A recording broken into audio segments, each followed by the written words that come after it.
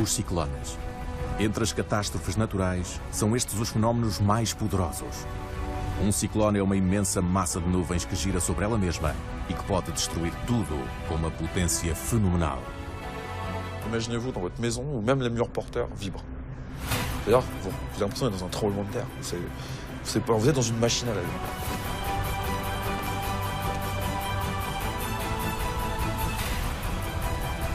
Os ciclones têm a sua origem por cima dos oceanos quentes. A estas águas quentes, os ciclones vão retirar uma quantidade monstruosa de energia que vão expulsar sob a forma de vento cujas rajadas podem atingir os 400 km por hora. Mas também sob forma de chuva, em quantidades cataclísmicas. Le cyclone Gamède en 2007, il est tombé de l'ordre de 4900 mm d'eau en 4 jours. Alors on va le traduire autrement. Ça équivaut à peu près à 7 années de pluie à Paris en 4 jours. Face a uma potência destas, os cientistas mobilizaram-se para limitar o impacto desta força da natureza. Mas como é que funcionam os ciclones? E será que podemos prevê-los? Quais os estragos que podem causar? Para descobrir, vamos em direção à ilha de Saint-Martin, nas Antilhas Francesas. Foi lá que o furacão Irma se abateu com mais força no final de agosto de 2017. L'énergie dégagée par le cyclone Irma, ça correspond à la moitié d'une forte saison cyclonique où on a en général de l'ordre de 6 cyclones. Donc on voit qu'on a eu affaire à un monstre. Com o furacão Katrina, que afetou bastante o sul dos Estados Unidos no final do verão de 2005, viríamos a descobrir que os estragos causados por um ciclone não se devem apenas ao vento e à chuva. La mer donc s'est comportée comme un tsunami et est rentrée à l'intérieur des terres. Et comme on a une terre extrêmement plate, enfin le relief est extrêmement plat, l'eau de mer a pénétré jusqu'à 100-150 km à l'intérieur des terres. Finalmente, vamos tentar saber se no futuro, com o aquecimento climático, os ciclones poderão afetar o nosso continente. Parece impossível, no entanto, em outubro de 2017, um acontecimento excepcional teve lugar na costa da Europa, o furacão Ophélia. Ophélia, c'est effectivement un événement remarquable puisqu'il a gardé son caractère cyclone tropical pratiquement jusqu'à l'Irlande. Será que os cientistas aprofundaram os mistérios dos ciclones? Que forma assumirão no futuro? Onde terão lugar? Onde causarão mais estragos?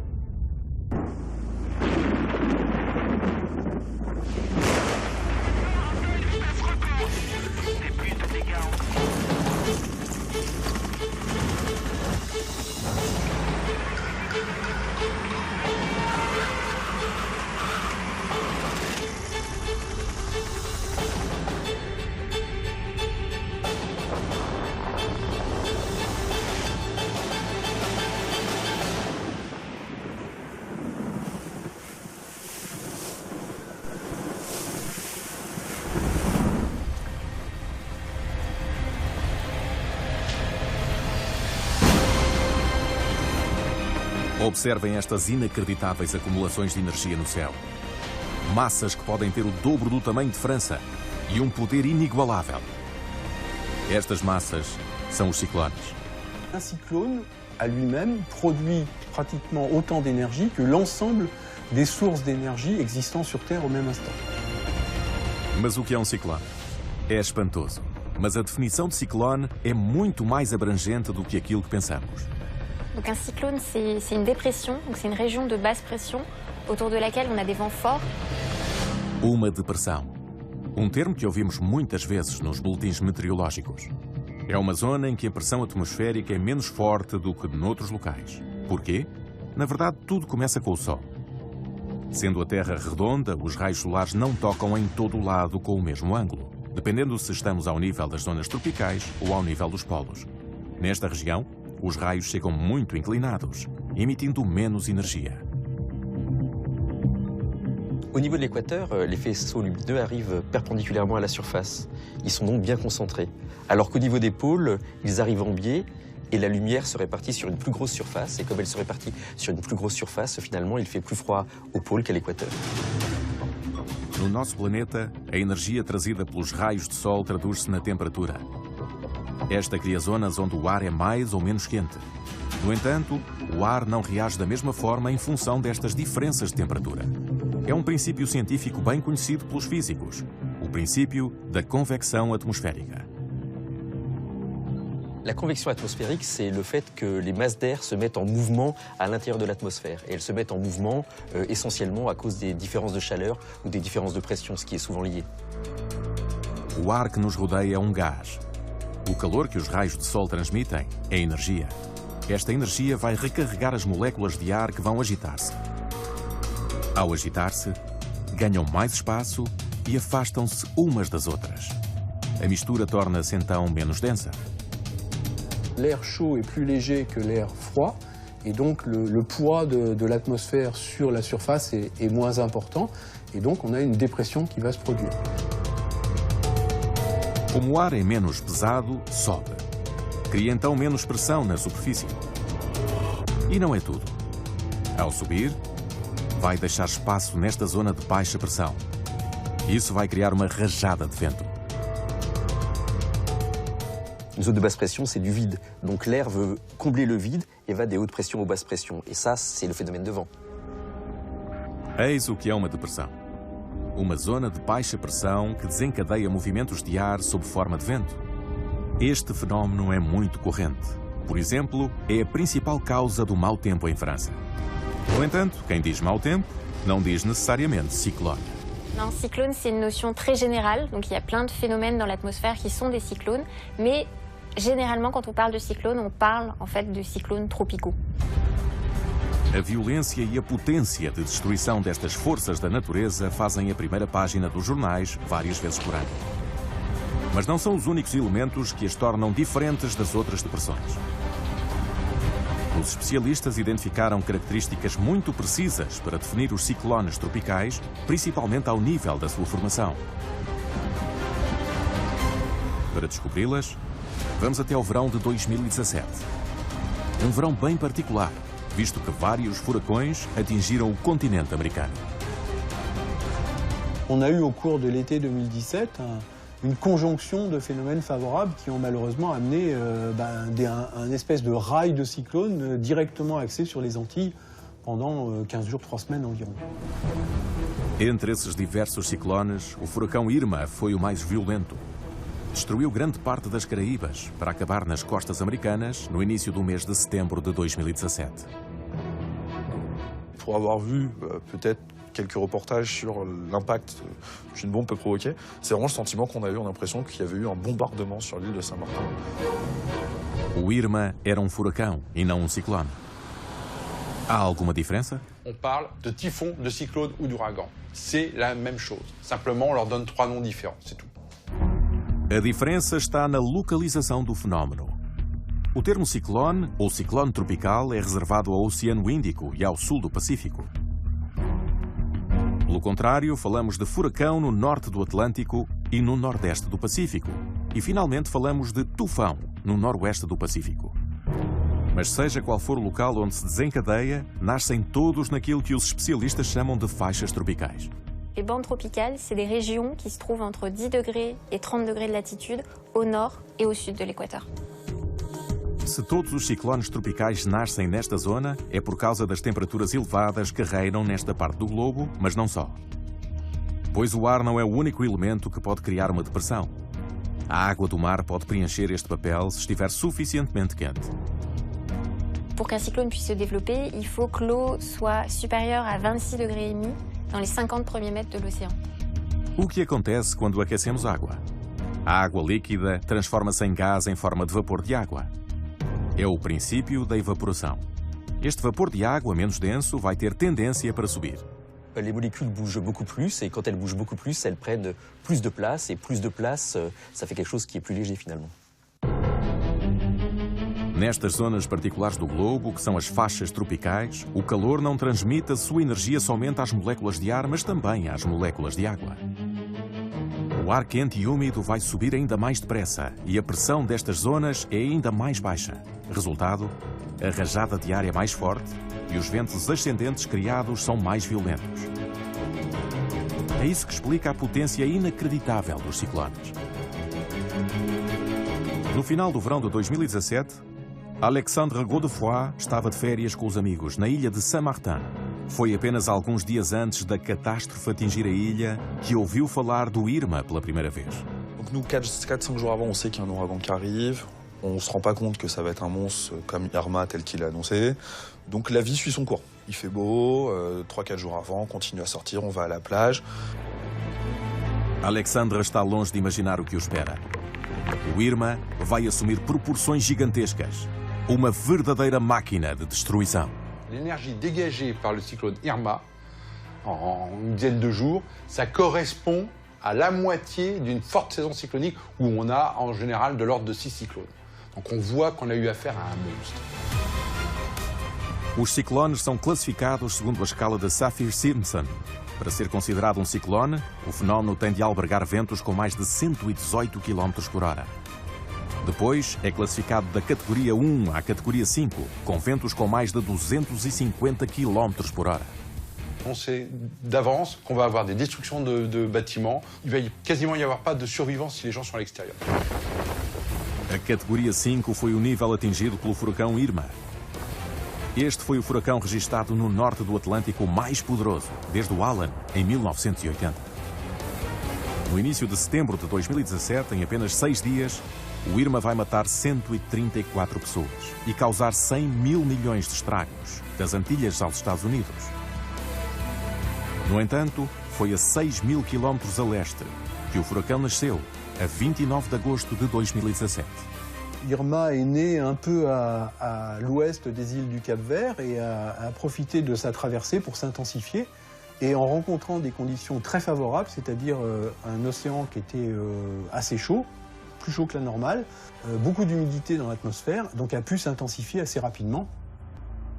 Nesse fim de verão, a temperatura do Oceano Atlântico é mais elevada que o normal, cerca de 2 a 3 graus. Resultado, o vapor de água eleva-se muito depressa, carregado de energia que o calor do ambiente lhe transmitiu. Chegado a uma certa altitude, um outro fenómeno físico vai ocorrer. O fenómeno da condensação. La condensation, c'est le phénomène de transformation de la vapeur d'eau en gouttelettes d'eau. Et ça arrive dans les couches supérieures de l'atmosphère où l'air est plus froid. Et donc quand l'air humide se transforme en gouttelettes d'eau, ça fait des nuages et plus tard des précipitations. Uma quantidade enorme de chuva começa a cair do céu, à volta da zona de baixa pressão. Mas não é tudo. Já ouvimos, a água dos oceanos transformou-se em vapor de água, pois as suas moléculas começam a agitar, estimuladas pela energia fornecida pelo calor. Quando o vapor se condensa para voltar ao estado líquido, acontece o processo inverso. Quand on transforme de l'eau vapeur avec beaucoup d'énergie en eau liquide avec moins d'énergie, eh bien cette énergie doit partir quelque part, elle part en chaleur, c'est-à-dire qu'elle va réchauffer l'air qui est autour. O processo começa e resume-se da seguinte maneira. Uma zona de baixa pressão, por cima de um oceano quente, atrai ar em forma de vento. Este vento enche-se de umidade e sobe em altitude de forma brutal. Quando chega às camadas altas da atmosfera, a água volta a tornar-se líquida, libertando calor e aquecendo o ar. O que torna um ciclone tropical um fenómeno climático perfeito é que este ar quente vem reforçar a zona de baixa pressão, vai atrair ainda mais ar, que vai, por sua vez, encher-se de umidade. E tudo recomeça. C'est extrêmement efficace, puisque une fois qu'on a ce système-là, on parle d'un système auto-entretenu, c'est-à-dire que plus il s'intensifie, plus il donne des éléments pour s'intensifier à nouveau. Donc on peut créer comme ça un emballement. Durante o verão de 2017, Lisa Duran trabalhava para um dos maiores hotéis de Saint-Martin. No verão de 2017, devido às suas responsabilidades, esta profissional da hotelaria estava particularmente informada acerca das previsões dadas pela Météo France. Le premier tracé a vu juste en fait, et il montrait bien que Saint-Martin allait être touché de plein fouet en catégorie 5. Et Saint-Barthélemy aussi, et que ça allait être juste énorme. Donc les gens ont commencé à prendre peur. O medo aumentou entre os habitantes de Saint-Martin, porque os serviços meteorológicos prevêem que o Irma vai passar mesmo por cima da sua ilha. Lembram-se do que aconteceu 22 anos antes. O furacão Luís, classificado de categoria 4, com ventos a 270 km por hora, quase dizimou os 100 km quadrados da ilha.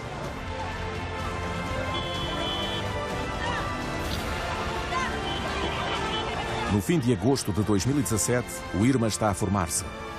No dia 27, O fenómeno não passa do que os especialistas chamam de depressão tropical, com ventos que não ultrapassam os 63 km por hora. Mas a máquina ciclónica está quase pronta. Não falta muito para começar a girar sobre ela mesma. Vemo-lo nas imagens de satélite. Na verdade, um ciclone é um enorme turbilhão de vento e de chuva, de dimensões gigantescas. Porquê? Por causa de um outro fenómeno da ciência física, descoberto pelos investigadores há cerca de 200 anos, a força de Coriolis. La force de Coriolis, c'est une force qui est liée à la rotation de la Terre sur elle-même. Donc c'est une force qui va avoir un rôle important dans le climat puisqu'elle va dévier les masses d'air ou les masses d'eau. A Terra gira de oeste para este, segundo um eixo que passa pelos polos. Onde quer que estejamos no planeta, a duração de uma volta completa é de 24 horas. Mas a distância em relação ao eixo não é a mesma em todo o lado. Un tour au niveau de l'équateur, c'est 40 000 km. Bien, à Paris, plus au nord, la distance est plus petite et c'est uniquement 26 000 km. 26 000 km em 24 horas. Equivale a uma velocidade de 1.100 km por hora. E atinge os 1.700 km por hora ao nível do Equador. Imaginem uma massa de ar próxima de Paris, movimentada por uma velocidade de oeste para leste de 1.100 km por hora.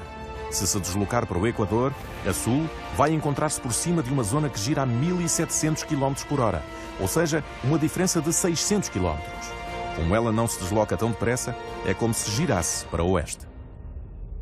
Dans notre hémisphère, des masses d'air qui partent du sud, elles vont être déviées vers l'est, alors que des masses d'air qui viennent du nord, elles vont être déviées vers l'ouest. Este princípio aplica-se aos fenómenos meteorológicos e a força de Coriolis põe os ciclones em rotação. No dia 30 de agosto de 2017, no Oceano Atlântico, a simples depressão passa para a categoria de tempestade tropical, a fase que precede o furacão e algumas horas depois o ciclone de categoria 1. À medida que se desloca para o oeste, aumenta de intensidade e de potência. Le système, en traversant l'Atlantique, il va au fur et à mesure pomper de plus en plus d'énergie de la mer, de l'eau qui est très très chaude, à plus de 26 degrés, et il va alimenter, il va devenir de plus en plus violent. Durante os dias seguintes, o Irma vai continuar a ganhar intensidade até se tornar um monstro destruidor. Son intensité maximum, c'est la veille de son arrivée sur Saint-Barthélemy et Saint-Barth, dans une situation très large, très développée. Et donc c'est là où on a eu le phénomène le plus intense. A 5 de setembro, o Irma é classificado na categoria 5. Os seus ventos são de 279 km por hora, a velocidade de um TGV. E o pior é que as suas dimensões são gigantescas. Mais de 500 km de diâmetro para uma superfície de 335 mil km quadrados. Quase o tamanho da França metropolitana. Na ilha de Saint-Martin é dado o alerta máximo. Nas Antilhas, este alerta chama-se alerta violeta. La violette, elle vous dit, restez cloîtrés chez vous, ne bougez pas, sans contre-indication, votre vie est en jeu. No dia 6 de setembro, às 2 da manhã, as primeiras zonas afetadas são as ilhas Antígua e Barbuda. O Irma ainda está bastante intenso, impulsionado pelas águas excepcionalmente quentes do Oceano Atlântico.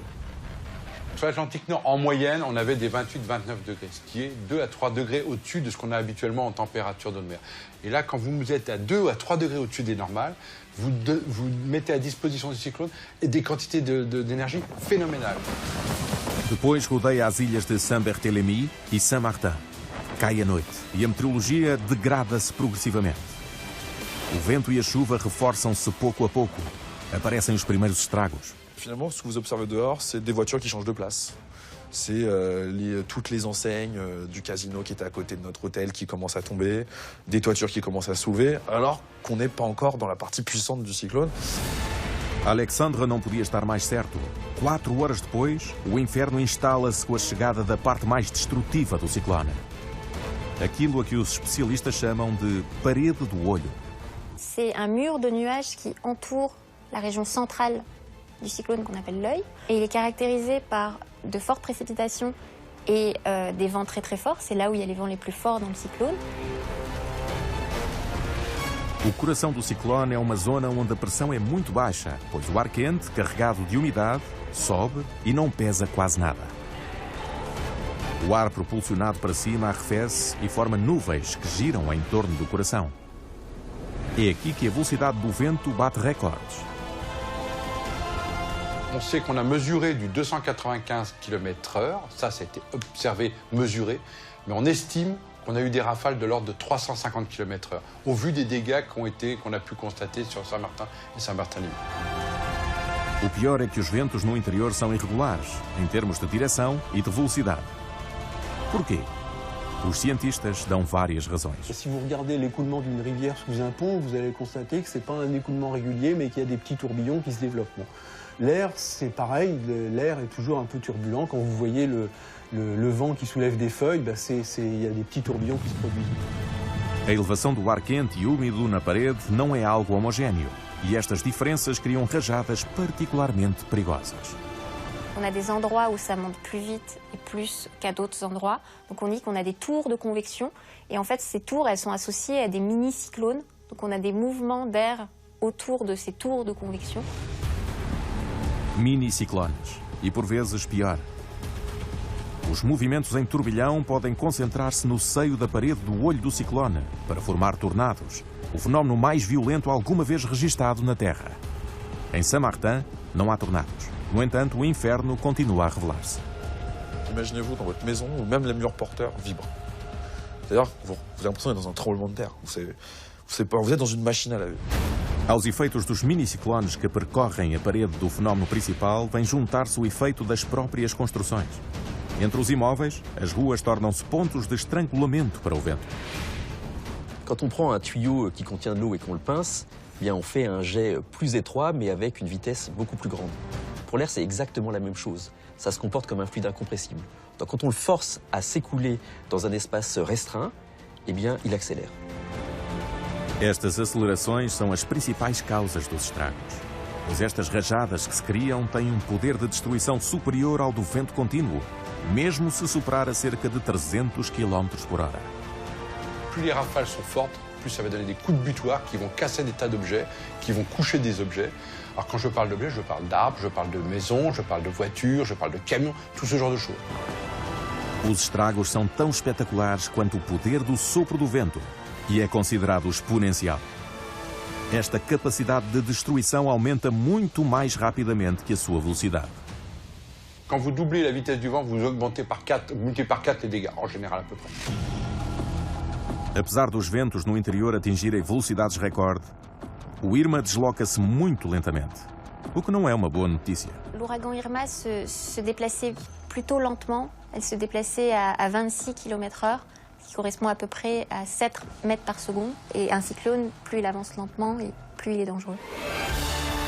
Quanto mais devagar o fenómeno avança, mais tempo tem para fazer estragos. E mesmo que os ventos se possam revelar bastante destrutivos, não são a causa principal dos danos. Le plus marquant, ce sont les précipitations, puisqu'il y a d'énormes quantités de pluie qui peuvent tomber. Et un cyclone peut produire l'équivalent d'une année ou plusieurs années de pluie à tel endroit.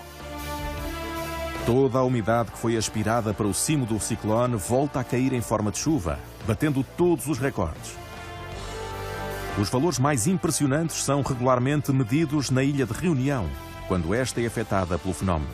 Le cyclone Gamède en 2007, il est tombé de l'ordre de 4900 mm d'eau en 4 jours. Alors on va le traduire autrement. Ça équivaut à peu près à 7 années de pluie à Paris en 4 jours. Se quantidades de água assim tão inacreditáveis se abatem sobre a ilha francesa do Oceano Índico, não é somente devido à potência dos ciclones, mas também à morfologia do terreno. Pois Reunião é um cone imenso, cuja forma vai acentuar as precipitações. L'île est montagneuse, très montagneuse, et donc les masses d'air sont obligées de monter en plus d'être déjà chargées d'humidité. Donc cette ascendance verticale crée de la condensation et donc des précipitations très fortes qui sont encore plus fortes que les régions avoisinantes sur la mer, quoi. Na ilha de Saint-Martin, durante o ciclone Irma, a quantidade de precipitações estimada é muito mais fraca que em Reunião, 500 milímetros. No entanto, 500 milímetros são 500 litros de água por metro quadrado. Caiu o equivalente a 3 banheiras por metro, e em apenas algumas horas. Tais quantidades de água podem criar estragos consideráveis. Empurradas pelo vento, podem filtrar-se em todo o lado. Lisa Duran lembra-se muito bem disso, de quando esteve refugiada na casa de banho de um quarto, no segundo andar de um hotel. On se rend compte à un moment donné qu'il y a de l'eau sur le sol de la salle de bain. On avait mis un matelas, le matelas flottait. Il y avait plus de 15 cm d'eau. On avait les pieds dans l'eau. O vento e a chuva em cadeia produzem um alarido ensurdecedor. Na casa de banho, o barulho não é a única coisa que os impede de ouvir corretamente. A diferença de pressão tem um papel enorme. Vous avez vos oreilles qui se bougent, vous entendez mal du coup. Ça vous fait mal, comme si vous aviez une otite.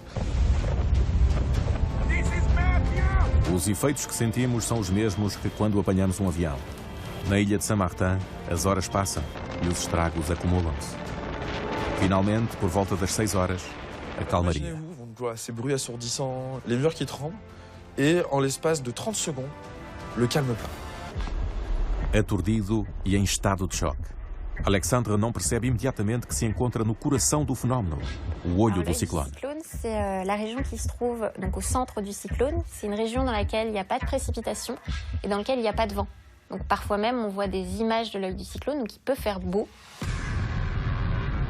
Parece inacreditável. Apesar do olho estar diretamente rodeado pelos ventos mais violentos, no interior desta zona, que pode atingir algumas dezenas de quilómetros, reina uma calma relativa. Como é isto possível? Por que é que estes ventos não invadem o olho? Para o compreender, temos de observar o funcionamento de um ciclone. Por um lado, a zona de baixa pressão no centro do ciclone atrai os ventos. Por outro lado, a força de Coriolis, devido à rotação da Terra, faz girar estes ventos sobre eles mesmos. Contudo, qualquer objeto que gira é atraído para o exterior, por causa de um fenómeno bastante conhecido pelos cientistas, a força centrífuga. Quand on est sur une route qui va tout droit et que la voiture tourne vers la gauche, en fait, notre corps voudrait continuer tout droit. Il ne peut pas. Donc, il ressent une pseudo-force qui l'entraîne à l'extérieur du virage, et cette pseudo-force, c'est la force centrifuge. No coração do ciclone, a força de atração que atrai os ventos para a zona central e a força centrífuga que empurra os ventos para o exterior equilibram-se. Resultado, o olho do ciclone está protegido. E lá, reina uma calma quase total. On commence à sortir et là on voit que c'est pas que l'hôtel qui est détruit, c'est tout le quartier, c'est toute l'île. Apesar das constatações de apocalipse, não se podem entregar ao desespero, pois a passagem do olho é de curta duração. Mal chega aos 45 minutos. Têm de regressar ao abrigo, pois apesar da maioria das construções já terem sido gravemente danificadas, estão previstos novos estragos. Os ventos são sempre igualmente potentes e, ainda por cima, mudaram de direção. Juste après le passage de l'œil, en fait, on a une inversion du sens du vent, c'est-à-dire qu'on a une déviation de ce sens à 180 degrés. Donc si, par exemple, le vent venait de la droite, juste après que l'œil soit passé, il vient de la gauche. Os ventos na parede do ciclone giram em torno do centro do olho.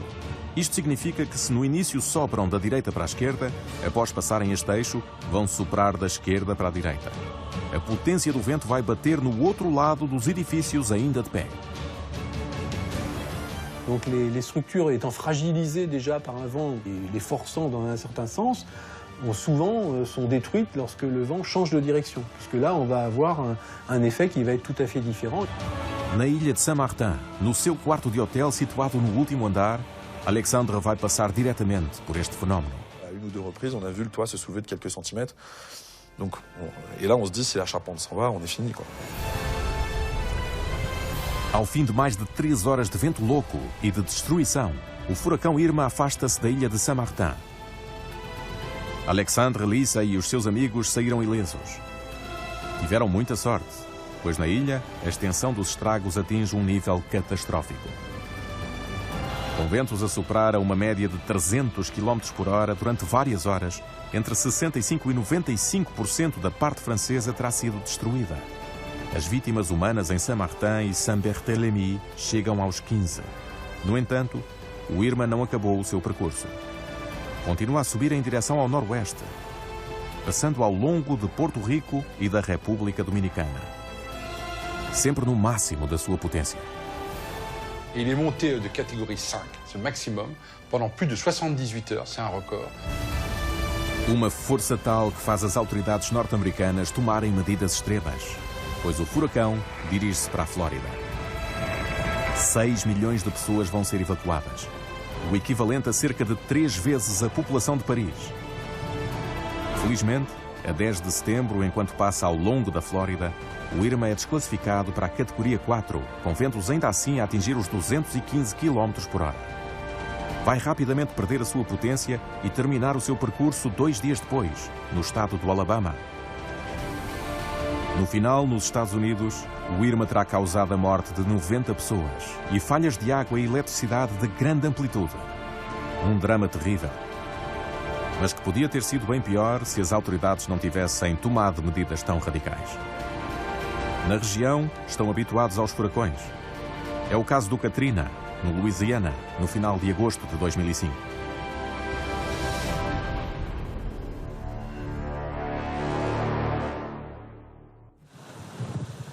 Para os americanos, o Katrina ainda é um pesadelo, pois provocou mais de 1.800 mortes e milhões de sem-abrigo, principalmente em Nova Orleans.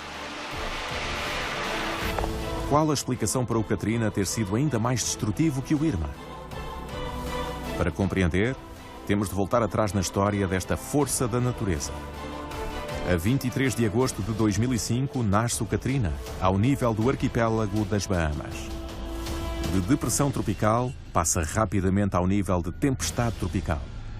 E é sob esta forma que atinge brevemente o sul da Flórida, a 25 de agosto. No dia seguinte, tudo se agita ao chegar ao Golfo do México. Katrina est passé sur un tourbillon chaud qui avait une profondeur d'environ une centaine de mètres, donc un énorme réservoir thermique sur lequel les vents ont pu puiser et donc ont renforcé l'intensité de Katrina. Et ça s'est produit la veille de son arrivée sur la Nouvelle-Orléans. Para um ciclone aparecer, os cientistas estimam que é preciso haver água a mais de 26,5 graus a 50 metros de profundidade. Aqui, as condições são cumpridas. O Katrina vai ganhar força rapidamente e passar para a categoria 5 em apenas 2 dias. E vai fazer uma série de estragos devido a um agente de destruição que encontramos em todos os ciclones: o oceano. Vai subir a mais de 15 metros, à altura de um prédio de 5 andares. La mer, donc soulevée comme ceci, s'est comportée comme un tsunami et rentrée à l'intérieur des terres. Et comme on a une terre extrêmement plate, enfin le relief est extrêmement plat, l'eau de mer a pénétré jusqu'à 100-150 km à l'intérieur des terres. 150 quilómetros. É como se o Canal da Mancha atingisse os arredores de Paris. Vimos os estragos que podem ser causados pelos ventos e precipitações num furacão. Apesar do seu poder ser enorme, não são os únicos responsáveis pela destruição. Pois quem fala em ciclone, fala em subida das águas. Um fenómeno que depende de vários elementos. O primeiro elemento é o mais evidente: o vento. Les vents du cyclone, en fait, ils poussent des paquets d'eau qui vont être responsables de vagues et d'une élévation du niveau de l'eau sur le littoral. Donc c'est l'effet des vents du cyclone. O sopro do ciclone empurra o mar. É o que os especialistas chamam de ondas de tempestade. Cria também ondas chamadas swell. A isto, junta-se um segundo elemento que se deve à baixa pressão que reina no coração do furacão. Le simple fait qu'un cyclone, c'est une dépression, ça va aspirer, entre guillemets, ça va faire remonter le niveau de la mer de plusieurs mètres. Quando falamos em depressão, significa que a pressão que se exerce sobre esta superfície é menos forte. E se esta superfície é composta por água, sobe. Se a pressão baixar, há um swell e um maremoto. A acumulação do conjunto destas razões pode desencadear uma subida fenomenal do nível do mar. Comme ça, vous pouvez avoir des niveaux qui peuvent dépasser parfois par 20 mètres par endroit. On peut avoir des effets vraiment catastrophiques. A 29 de agosto de 2005 foi de facto equivalente a um tsunami que inundou o Louisiana e rapidamente abalou 75% de Nova Orleans. Uma parte da cidade foi construída abaixo do nível do mar e está protegida por um dique de apenas 4 metros de altura. Este dique fica rapidamente submerso pela parede de água que se abate sobre ele. E a subida vai continuar durante vários dias. You're not going to be able to get no supplies or anything. You sure? The water's going to continue coming up till at least tomorrow. Inundações, mas também deslizamentos de terra. Centenas de milhares de pessoas irão perder as suas casas e viver em habitações temporárias durante meses, até mesmo anos. Apesar de ter perdido muita intensidade, o Katrina vai continuar o seu percurso durante milhares de quilómetros, nos Estados Unidos e no Canadá, terminando o seu percurso no Quebec, a 31 de agosto. Resultado, mais de 108 mil milhões de estragos. Mas se já vimos como nasce um furacão, como é que explicamos a sua morte? Para os cientistas, é a junção de vários fatores. Antes de mais, a perda de contacto com aquilo que permitiu que ele aparecesse: o oceano. L'ouragan, son carburant, c'est l'océan chaud. Donc si jamais il atteint une terre, si jamais il quitte l'océan, il va être privé de carburant. Et donc il va s'affaiblir et disparaître au fur et à mesure. Sem mais nenhuma fonte de energia, o ciclone vai consumir aquilo que armazenou. E este estoque é a umidade que contém. Claro, esta paragem não é brutal e acontece gradualmente. É isso que explica que, no caso do Katrina, a depressão continuou durante cerca de 3.000 quilómetros. Acontece mesmo um furacão estagnar simultaneamente no oceano e em terra. Uma situação que pode transformar-se rapidamente em catástrofe, como o Harvey, que atingiu a costa do Texas, a 25 de agosto de 2017. Étant stationnaire sur la côte du Texas, il avait entre guillemets un pied au-dessus de l'océan, donc il pompait de l'énergie et de l'eau, et de l'autre côté, le pied était sur le Texas. Et là, il redéversait toutes les quantités d'eau qui arrivaient. Durante 2 dias, Harvey vai continuar a afogar o sul dos Estados Unidos, antes de passar totalmente para a terra e desaparecer. Outro elemento que vai enfraquecer o furacão é a morfologia do solo. Le vent qui passe sur un relief un petit peu compliqué va subir plus de turbulences, plus de frottements. Donc il va avoir tendance à s'atténuer. Este atrito acaba por diminuir a velocidade dos ventos no ciclone. E conjugado com o desaparecimento do seu alimento, a umidade faz-o desaparecer. Finalmente, o último elemento é o que os cientistas chamam de cisalhamento do vento. Le cisaillement du vent, c'est la variation de l'intensité du vent et de la direction du vent avec l'altitude, à travers l'atmosphère. Por exemplo, ao soprar mais em altitude, o vento vai na realidade empurrar o ar quente e úmido para o lado. O cisalhamento tem um papel determinante no desaparecimento dos tornados e pode também matar um ciclone. On peut imaginer un cyclone comme étant une toupie, une toupie qui tourne comme ça, et le cisaillement, c'est quelque chose qui va incliner la toupie. Et une toupie qui tourne pas droit, généralement, elle dure pas très longtemps. É o fim dos furacões, estes ciclones que afetam as costas norte-americanas e as Caraíbas. No entanto, apesar de ouvirmos falar muito deles, não é nesta parte do mundo que acontecem os fenómenos mais violentos, os tufões. À l'ouest du Pacifique, les masses d'eau sont particulièrement chaudes. C'est là où on trouve les masses d'eau les plus chaudes sur la Terre. Et donc, c'est une région très très propice à la formation de cyclones extrêmement violents. Nesta região, o calor da superfície dos oceanos faz nascer vários ciclones. Cria uma vaporação intensa e o ar carregado de vapor de água eleva-se muito rapidamente. Isto cria uma zona de baixa pressão e uma rajada de ar que cria ventos poderosos. Por cima, enormes nuvens entram em rotação e podem devastar tudo com a sua passagem. É no oeste do Pacífico que foi registado o ciclone mais poderoso, chamado tufão nesta parte do mundo. Chama-se Haiyan. No início de novembro de 2013, atingiu a costa filipina com ventos médios de 315 km por hora.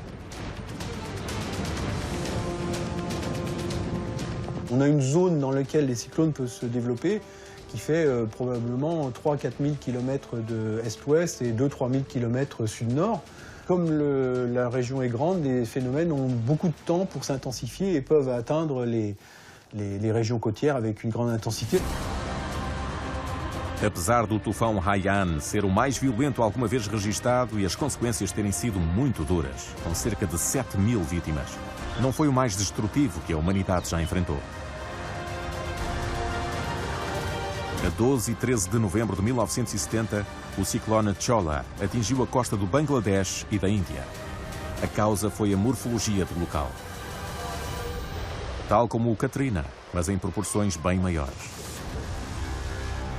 o Bangladesh é particularmente plano. Le soulèvement de la mer associé à ce cyclone a noyé une partie extrêmement importante du pays sous 10 mètres d'eau. Il y a 10 mètres d'eau qui sont passés et comme les gens habitaient dans cet endroit, les gens étaient noyés simplement. Voilà. A isto junta-se a ausência de abrigos rígidos e meios de prevenção e de comunicação quase inexistentes. Resultado, o número de vítimas foi estimado entre 200 e 500 mil pessoas. Antilhas, Estados Unidos, Sudeste da Ásia e mesmo a ilha de Reunião. Como já vimos, os ciclones acontecem em grandes faixas tropicais em torno do Equador. E, segundo o local, disparam em diferentes momentos, criando assim as estações ciclónicas. Dans l'hémisphère nord, ça correspond à la période entre juin et novembre. Dans l'hémisphère sud, disons entre novembre et avril. O número de ciclones é sempre mais significativo no final destes períodos. Porquê? Porque, conforme o hemisfério, corresponde ao fim do verão. Une des particularités de l'eau de mer, ça se chauffe beaucoup plus lentement que l'air. Ça prend du temps à chauffer l'eau de mer. Donc il faut quasiment que tout l'été passe pour qu'on arrive à des températures de 26 degrés ou au-dessus. Et cette eau, une fois qu'elle a été très chaude, elle met très longtemps à se refroidir. Existem ciclones em vários locais do mundo ao nível da faixa tropical. Mas será que pode haver noutros locais, e particularmente mais a norte? Pode parecer inacreditável, mas fenómenos parecidos com ciclones existem nas águas do Ártico e do Antártico, perto dos polos. Chamam-se furacão ártico ou depressão polar. Quand on regarde les images satellites, on a l'impression de voir un cyclone, alors à beaucoup plus petite échelle. Au lieu de faire parfois 500 ou 1000 km de diamètre, leur diamètre va être de 100, 200, 300 km au grand maximum, mais on a la même chose. É uma zona de baixa pressão que vai atrair o vento. Este vento vai também buscar energia à superfície do oceano. Mas aqui, não é devido a uma diferença de umidade, como nos ciclones tropicais, mas devido a uma diferença de temperatura. Disons que la température en elle-même, c'est pas une donnée qui suffit à elle-même. Ce qui est important de connaître, c'est la différence entre cette température, la température autour et la température en altitude. Inacreditável. No entanto, se a água do mar estiver a 0 graus ao nível dos polos, a temperatura dos ventos atinge facilmente os 40 graus negativos. Apesar das depressões polares serem anedóticas, levantam a questão acerca de ciclones fora da faixa tropical. Na realidade, as costas americanas são por vezes atingidas por furacões bastante a norte. Foi isso que aconteceu com o Sandy em 2012. Il était encore au stade d'ouragan quand il a touché New York. Donc c'est quelque chose de complètement exceptionnel. Se o Sandy aconteceu tão longe, foi porque foi alimentado por uma corrente marítima quente que passa pela costa dos Estados Unidos, a corrente do Golfo. Mas e na Europa? Nestes últimos anos, ocorreram terríveis tempestades que afetaram esta região. De 26 a 28 de dezembro de 1999, as depressões Martin e Lothar atravessaram França, depois de uma boa parte do continente, da Bretanha à Dinamarca e à Itália. No cume da Torre Eiffel, o aparelho que mede a potência do vento ficou bloqueado durante vários minutos, no máximo, a 216 km por hora. Será que estes acontecimentos climáticos podem ser comparados aos ciclones? Les tempêtes de 1999, ce ne sont pas des cyclones tropicaux, ce sont des tempêtes des moyennes latitudes. Et donc ces systèmes, ils ne puisent pas leur énergie dans les océans chauds de la bande tropicale. Apesar da sua potência ser devastadora, estes fenómenos não se podem comparar a furacões como o Irma ou o Katrina. Então é impossível haver ciclones no nosso continente?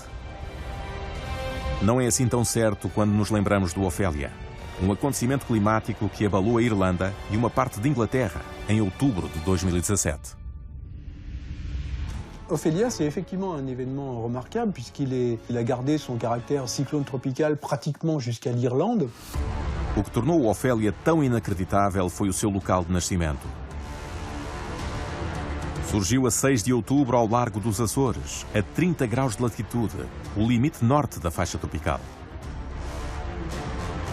No entanto, a maioria dos ciclones nascem a sul desta faixa, a cerca de 10 graus.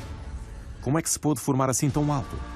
La particularité, il a pu naître dans cette zone-là, il est né à la fin de la saison cyclonique parce qu'on avait des eaux très très chaudes, des eaux de plus de 2 à 3 degrés. O verão de 2017 foi particularmente quente na zona atlântica. No dia 9 de outubro, o Ophélia surge bastante a norte. Mas outro feito inacreditável, visto que quase todos os ciclones se formam no hemisfério sul e vão de este a oeste, foi que o Ophélia foi diretamente para nordeste. Porquê? Mais uma vez, foi porque nasceu bem mais a norte que os outros e foi atingido por aquilo que os especialistas chamam de correntes de jato.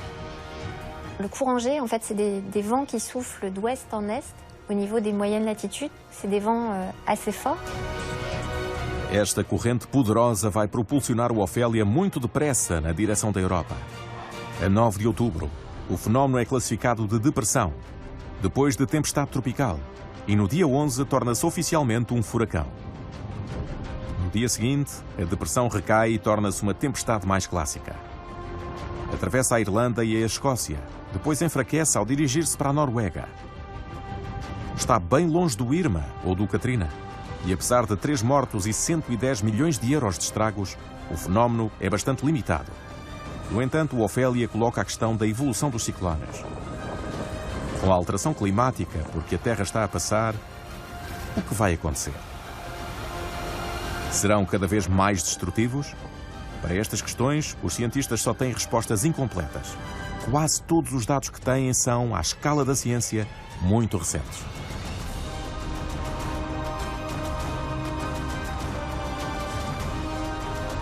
« 40-50 ans de données d'observation des cyclones, ça nous aide à mieux comprendre comment fonctionnent les cyclones. Mais ça n'est pas suffisant pour pouvoir faire des projections sur, dans les 100 ans ou les 50 ans qui viennent, qu'est-ce qui va se passer. » Desde os anos 70, os satélites, mas também várias outras tecnologias, como os aviões de estudo americanos, permitiram aprender bastante sobre estes fenómenos.